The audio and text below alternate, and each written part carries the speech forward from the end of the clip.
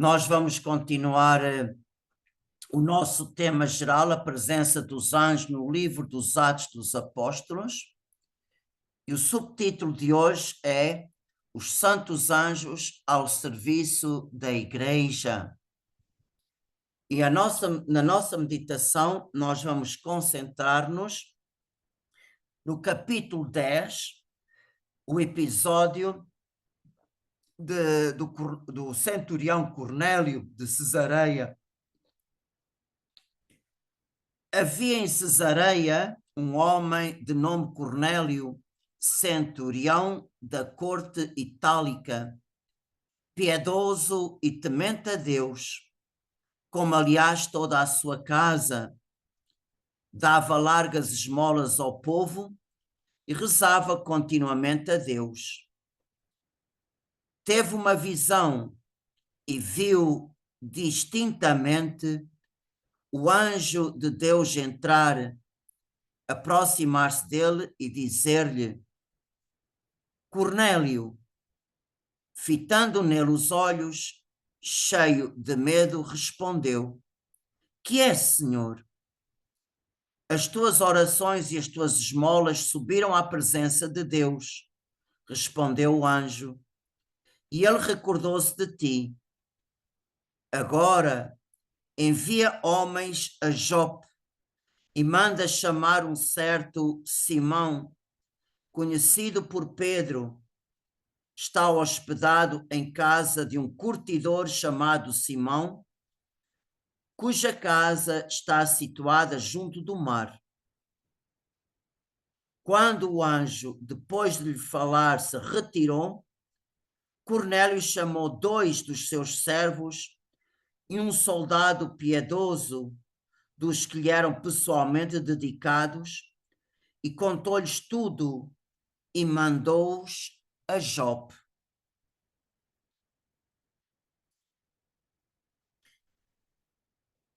Na nova eterna aliança, que foi instituída por Jesus Cristo, através da sua paixão, morte e ressurreição,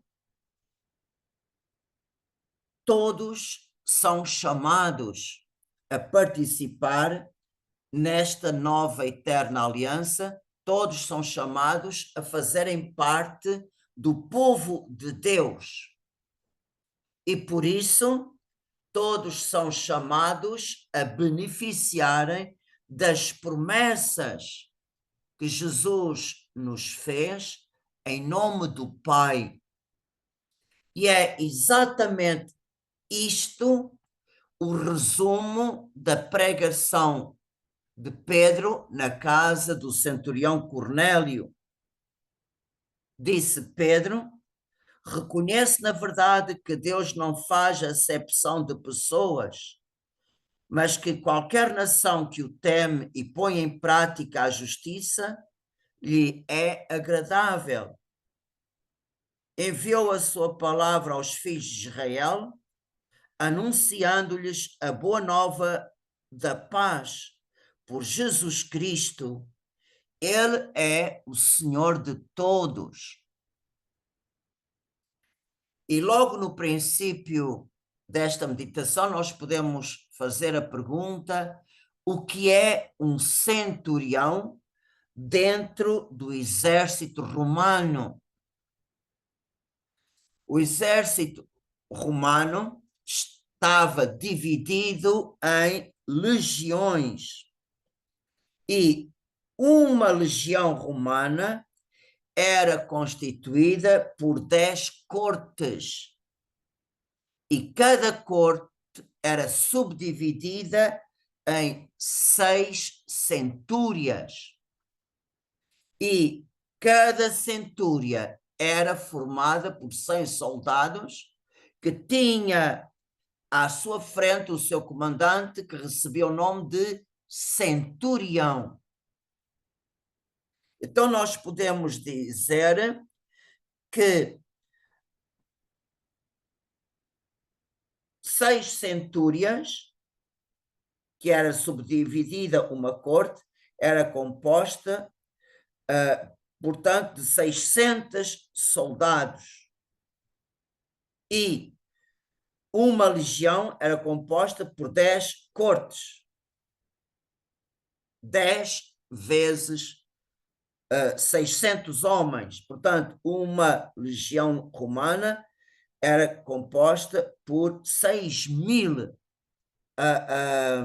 soldados. E vemos que Cornélio já tinha um posto, tinha 100 homens sob o seu comando.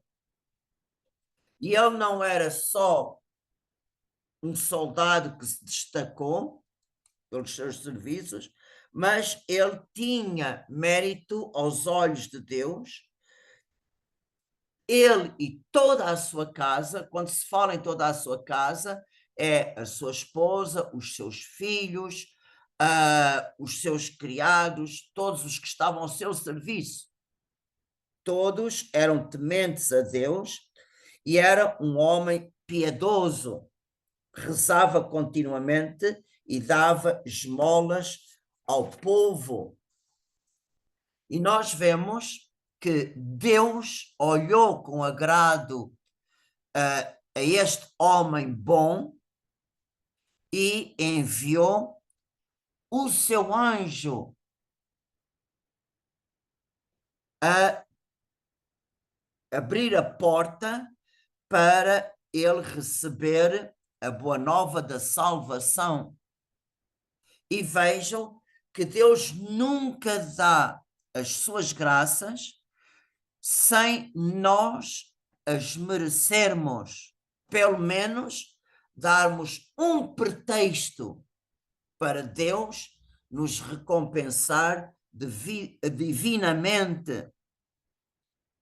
E qual foi o pretexto que Deus viu em Cornélio?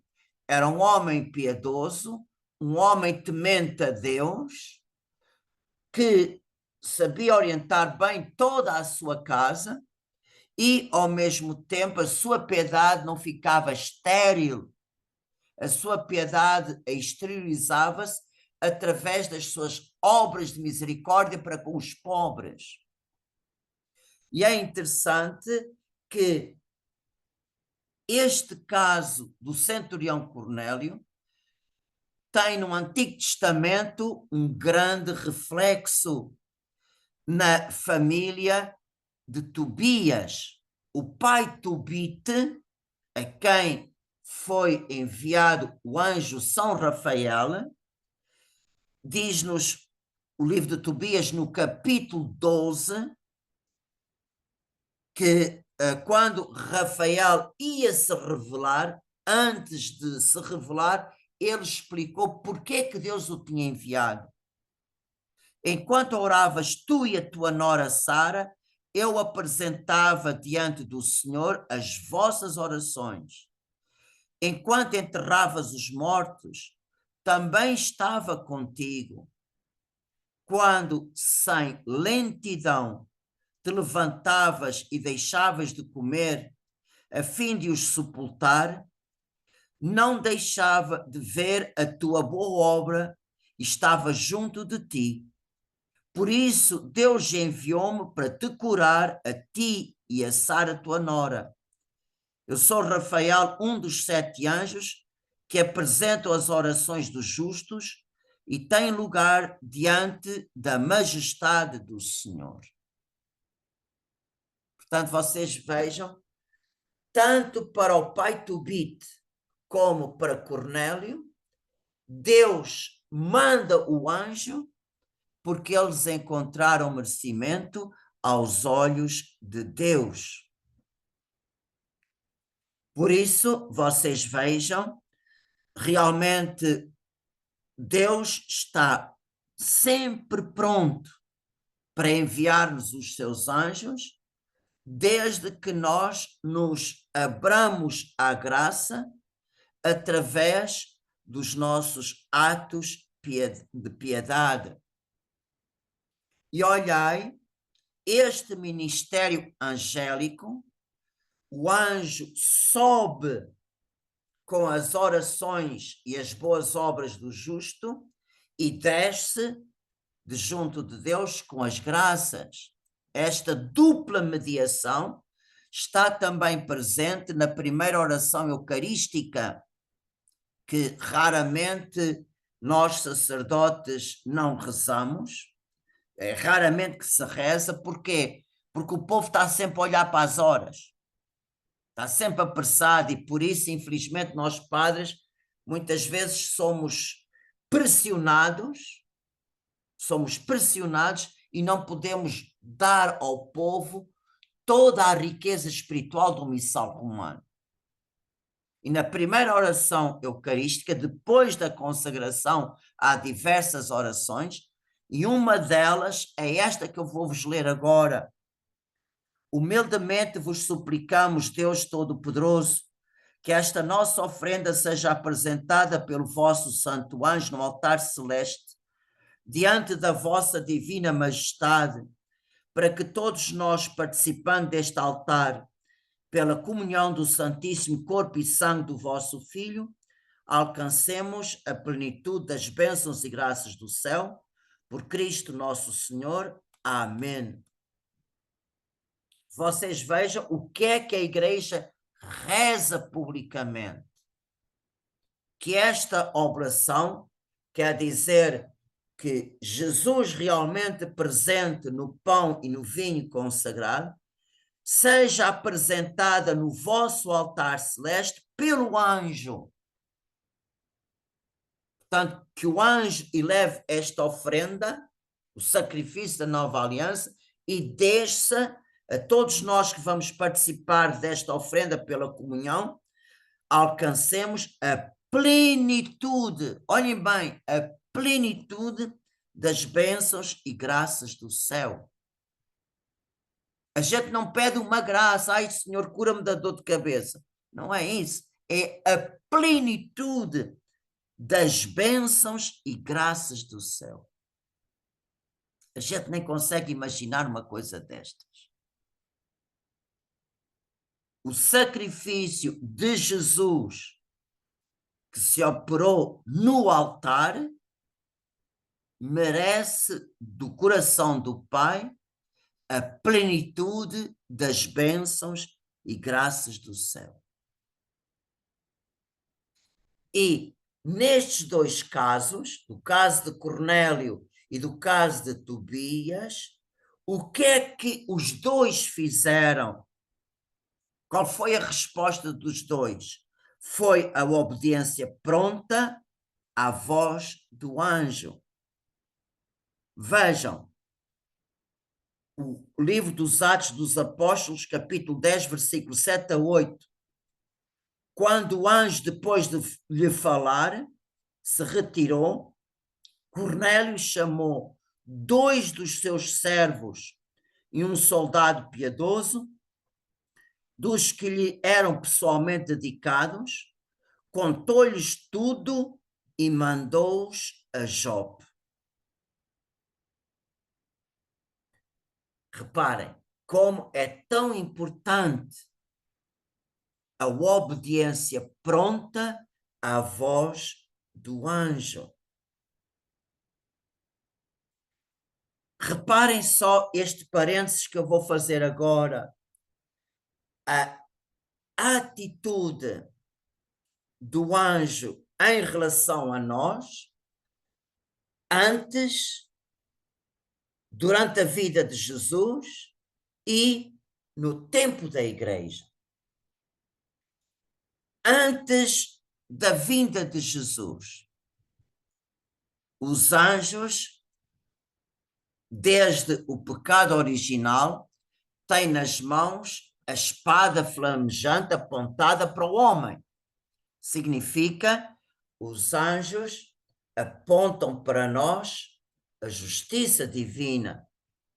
Fizeste mal, por tua culpa, cortaste a tua relação com Deus. E a última intervenção do anjo antes da encarnação de Jesus é o anúncio de São Gabriel a Zacarias. Vejam, Zacarias duvidou da boa nova que São Gabriel anunciou.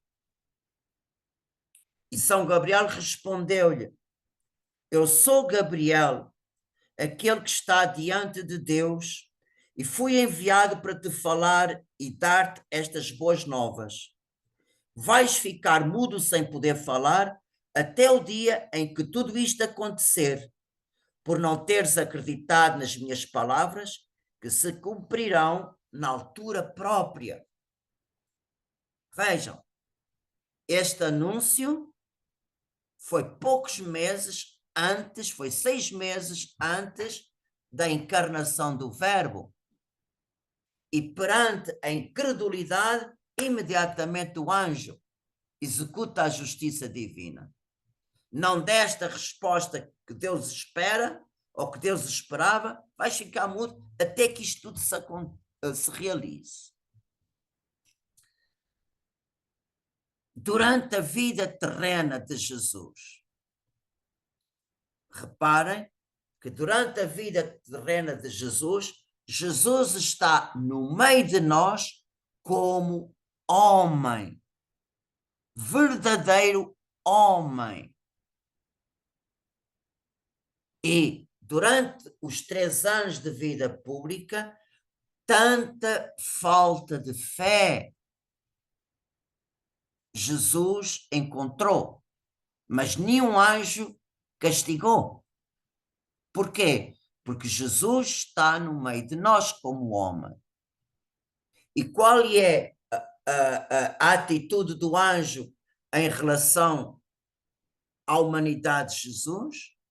Diz-nos São Mateus, no deserto das tentações, então o diabo deixou, chegaram os anjos e serviram-no. E durante a vida terrena de Jesus, durante estes 33 anos, vocês reparem, os anjos anunciam boas notícias. Mesmo ele anunciou uma boa notícia a Zacarias, ele não acreditou. Anunciou boas notícias à Santíssima Virgem, aos pastores de Belém, na noite de Natal. Os anjos anunciam boas notícias no domingo de Páscoa, o Senhor ressuscitou, e anunciou boas notícias na ascensão de Jesus, Jesus vai voltar da mesma maneira. E o Catecismo da Igreja Católica diz-nos que os anjos, durante a vida pública de Jesus, são evangelizadores, anunciam boas notícias. O que é o Evangelho? É a boa nova. E os anjos anunciaram boas novas durante a vida de Jesus sobre a terra. Mas, a partir do Pentecostes, começa o tempo da Igreja, começa o tempo do Espírito Santo. E este tempo dura até a segunda vinda de Nosso Senhor. E Jesus entregou aos seus apóstolos e aos sucessores a tarefa de evangelizar e de santificar através dos sacramentos.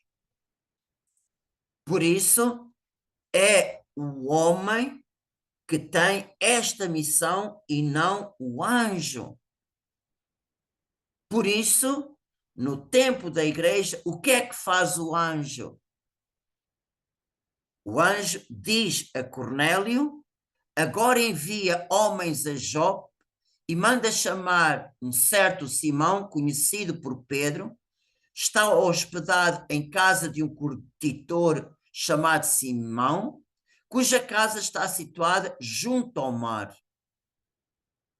Por isso, vejam, o anjo sabia muito bem onde estava Pedro. Aquilo que Cornélio não podia saber o anjo informa. Mas quem tem a missão de chamar Pedro é Cornélio. E Cornélio delega a 2 servos e a um soldado piedoso. Por quê? Porque vai ser Pedro que tem que anunciar a boa nova da salvação, não o anjo. O anjo conhecia o que Jesus fez, claro que sim, melhor do que nós todos, mas não é ele, no tempo da igreja, que deve evangelizar, mas Pedro e os outros apóstolos e os seus sucessores. O que é que nós vemos aqui? O anjo ajuda a igreja a realizar a sua missão. E vocês reparem, isto aconteceu em Cesareia. E o que é que aconteceu em Jope? O que acontece em Jope foi o Espírito Santo é que fala a Pedro. Olhem, esta passagem é tudo do capítulo 10 do livro dos Atos dos Apóstolos. Como Pedro estava ainda a refletir sobre a visão, o Espírito Santo disse-lhe: estão aí uns homens a procurar-te. Ergue-te, desce e parte com eles, sem qualquer hesitação, porque fui eu que os mandei cá. Por isso vocês vemos que os enviados de Pedro chegaram a chamá-lo, e quando eles falaram com Pedro, eles contaram o que é a experiência que Cornélio teve com o anjo. Cornélio foi avisado por um anjo que te mandasse chamar a sua casa e ouvisse as palavras que tens a dizer-lhe. Vocês reparem aqui como o Espírito Santo utiliza Pedro na sua missão de chefe supremo da igreja, utiliza o anjo e como os dois se completam e como os dois estão ao serviço do Espírito Santo. E isto realmente, esta maneira de proceder do anjo está perfeitamente em conformidade com aquilo que está dito na carta aos Hebreus capítulo 1. Qual dos anjos jamais disse Deus: tu és meu filho, eu hoje te gerei? E ainda, serei para ele um pai, ele será para mim um filho? De novo, ao introduzir o primogênito no mundo, disse: adorem-no todos os anjos de Deus.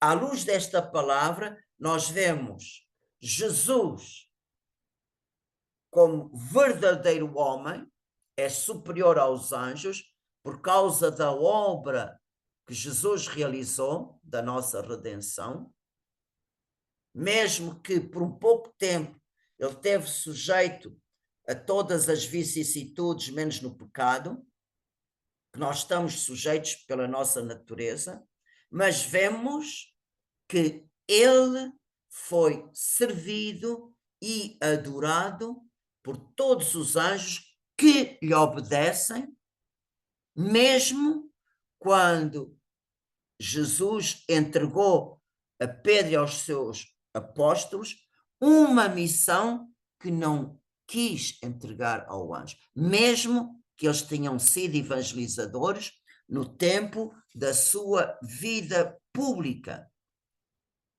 E reparem, voltando à carta aos Hebreus, no capítulo 1, a carta aos Hebreus mostra que Jesus, como homem, é superior aos anjos. E no capítulo 2, versículo 5, está escrito: Não foi aos anjos que Deus submeteu o mundo futuro que falamos. O que é este mundo futuro? É a nova humanidade redimida por Cristo, para a qual Jesus abriu-nos o caminho da salvação. Nós podemos chamar a nossa história,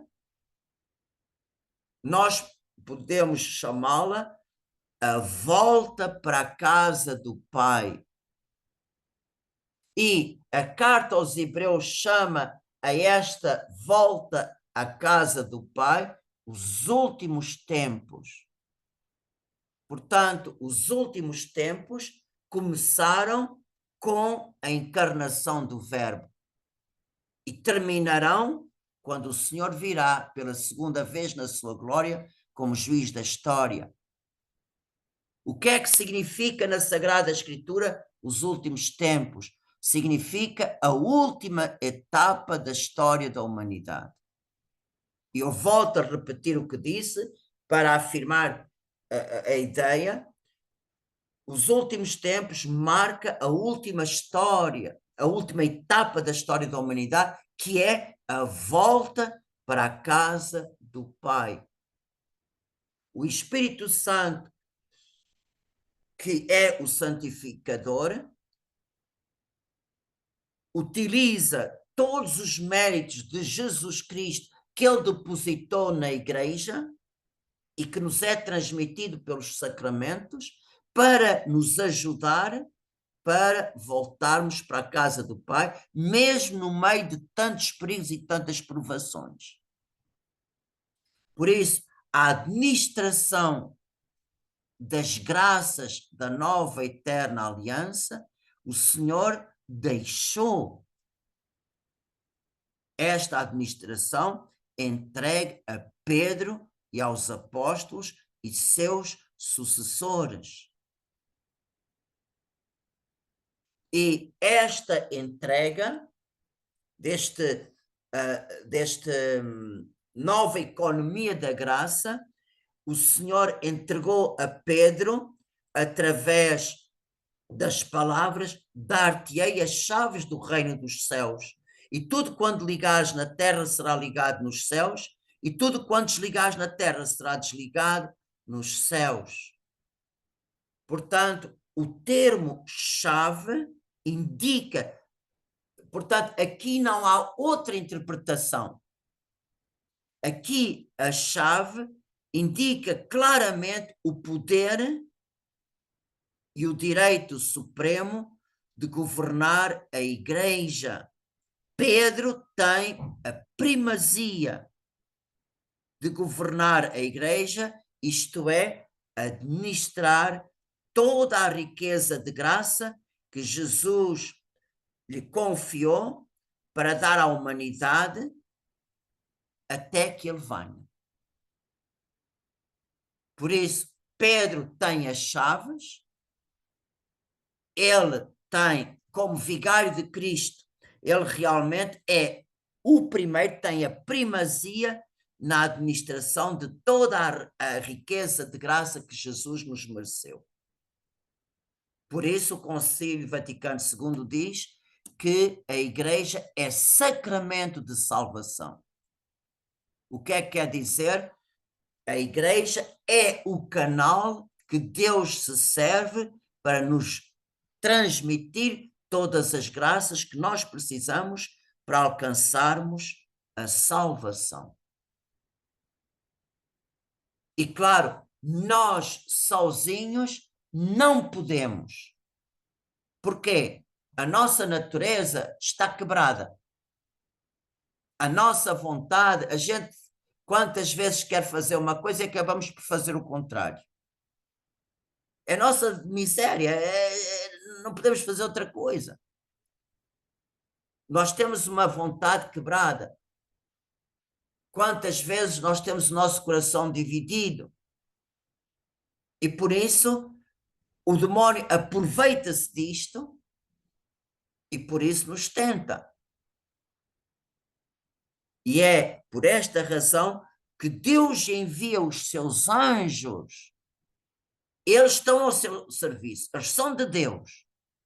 Mas, por misericórdia, Deus envia os seus anjos a exercerem um ministério em nosso favor, que somos herdeiros da salvação que Cristo nos trouxe. Por isso, perante esta grande graça, nós temos que ter uma atitude humilde. Humilde, Senhor, tu bem sabes de que barro eu sou feito. Por isso, na tua infinita misericórdia, realmente, Senhor, eu te dou graças por enviares os teus anjos. E vejam como os santos e os doutores da igreja dão testemunho desta realidade. Por exemplo, Santo Agostinho, reparem o que é que ele nos diz. Os santos anjos, que são chamados também nossos anjos, já veem Deus face a face, porque foram arrebatados do poder das trevas e transferidos para o reino de Cristo, em virtude do penhor do Espírito que recebemos. Na verdade, já começamos a pertencer a esses anjos, com os quais formaremos esta dulcíssima cidade santa, cidade comum a todos, a cidade de Deus. São, portanto, nossos anjos, esses anjos de Deus, na medida em que o Cristo de Deus é o nosso Cristo. Eles são os anjos de Deus porque não o abandonaram. São nossos anjos porque já começaram a nos ter como cidadãos. Reparem uma coisa, os anjos têm uma ânsia de nos ter na sua companhia. Aonde eles estão, eles querem que nós estejamos também. Vocês não imaginam o que é que o nosso anjo faz por nós? Mesmo que a gente tenha devoção aos anjos, mesmo que a gente seja muito amigo do nosso anjo, só no céu é que nós vamos saber, ai meu querido anjo, o quanto nós recebemos e tão pouco te agradecemos. Porquê? Porque o anjo faz muito mais do que nós imaginamos. Porquê? Porque ele quer nos ter na sua companhia. E, como membros da igreja, os anjos protegem-nos a diversos níveis. Reparem, São Roberto Bellarmino, que viveu no século XVI, diz que em cada reino há dois reis. Um visível, que é o humano, outro invisível, o anjo. Reparem como São Roberto Bellarmino dá testemunha que cada nação tem o seu anjo protetor. Também, continua São Roberto Bellarmino, em cada igreja, em cada diocese, há dois bispos, um visível, que é o humano, outro invisível, o anjo. Portanto, vocês reparem, nós estamos protegidos pelo anjo da nossa pátria, pelo anjo da nossa diocese.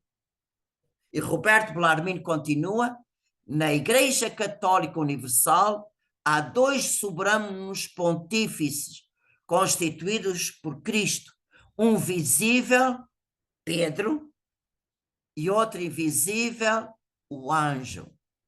E São Roberto Bellarmino diz isto, olhem que isto é um doutor da igreja, nós acreditamos que este anjo, protetor da Igreja Católica Universal, seja São Miguel. Antigamente a sinagoga o venerava como patrono dos israelitas. Presentemente, a Igreja o venera como protetor dos cristãos. Reparem a delicadeza de São Roberto Bellarmino. Ele não diz que ele deixou de proteger o povo israelita, não.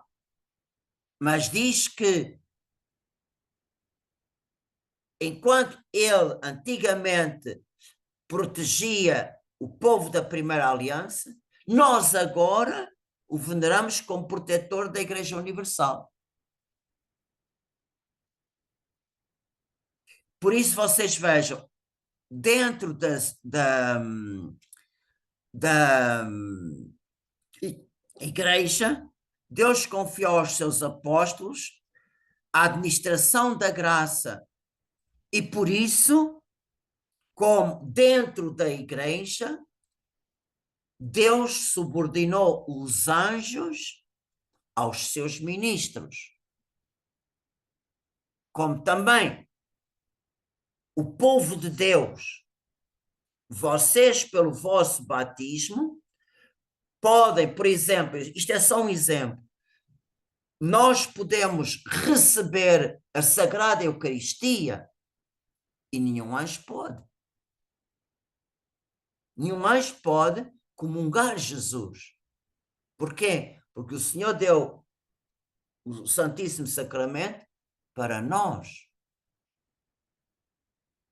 E por isso vocês vejam, Deus nos colocou, portanto, o Pedro e os seus assessores como administradores da graça, e por isso os colocou acima dos anjos, não em natureza, mas em dignidade. E é isto que Jesus afirmou a Santa Catarina de Sena: os sacerdotes são meus ungidos, eu os chamo de meus cristos, porque os encarreguei de dispensar-me. Eu os coloquei como flores perfumadas no corpo místico da Santa Igreja. Esta dignidade o próprio anjo não possui, ao passo que eu a dei àqueles homens que elegi como ministros e a quem coloquei na terra como anjos, e que devem ser anjos na terra, uma vez que devem ser puros como os anjos. Isto para nós sacerdotes e para o clero realmente é uma palavra que exige de nós uma grande responsabilidade. Que alto o Senhor nos colocou. Portanto, vocês vejam, apesar do Senhor colocar-nos numa dignidade tão superior aos anjos, nós, sacerdotes e bispos e diáconos, etc., não estamos dispensados de recorrer à ajuda dos anjos. Vocês digam uma coisa: como é que um sacerdote pode se manter puro com o mundo em que vivemos, com os ataques que recebemos, se não tivermos uma ajuda especial? Como também, vocês vejam, até morrer tudo pode acontecer. Jesus diz-nos no Evangelho: quem tiver de pé, cuidado, não caia. Mesmo, por exemplo, hoje, um pai e uma mãe de família, quanta luta tem que ter para se conservar fiel ao seu matrimônio, para conservar o seu coração totalmente sem divisão para a sua esposa. Por isso vocês vejam, todos nós participamos neste combate, cada um na sua maneira. E por isso todos nós precisamos da ajuda. Ninguém pode dizer: eu não preciso dos anjos. Não. Eles que venceram no princípio o dragão e os seus seguidores continuam com esta tarefa de nos ajudar a vencer este combate também.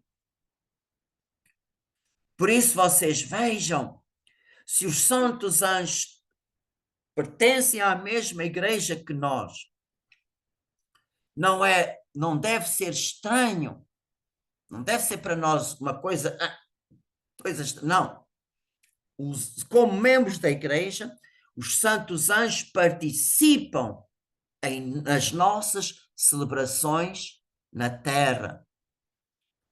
Eu vou-vos citar outro grande doutor da igreja, São João Crisóstomo. Eu vou só dizer-vos um pequenino texto da sua homilia no dia da ascensão de Jesus. Portanto, isto são palavras de São João Crisóstomo. Ele diz ao povo: deslocaste-vos até aqui, a esta igreja dedicada aos mártires, para que a assembleia fosse mais brilhante, que o espetáculo fosse mais esplêndido, sendo esta assembleia não só do encontro de homens, mas também do encontro de mártires. Não só do encontro de mártires, mas também acompanhada pela presença dos próprios anjos. Sim, os anjos estão aqui presentes.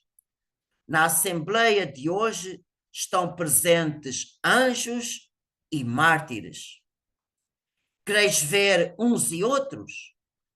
Bem, abri os olhos da fé e contemplareis este espetáculo.